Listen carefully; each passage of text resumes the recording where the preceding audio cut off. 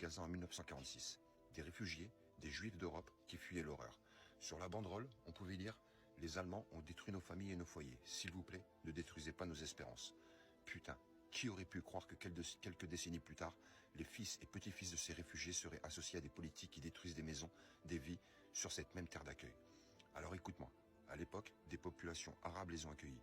Ils leur ont offert un toit, un repas, un refuge. Et aujourd'hui, ce n'est pas un hasard si beaucoup de gens regardent cette photo et ressentent un goût d'injustice et de trahison.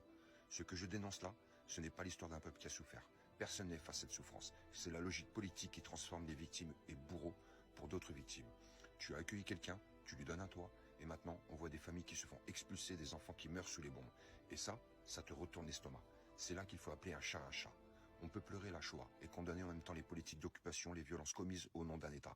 Et ce n'est pas contradictoire, c'est juste humain. Alors arrêtez les simplifications de comptoir, arrêtez de dire c'est eux comme si tout était naturel et immuable. Interrogeons les responsabilités. Qui a mis en place ces politiques? Qui finance? Qui arme? Qui décide des frappes? Et surtout, comment on prépare? Comment on arrête ce cycle où les réfugiés d'hier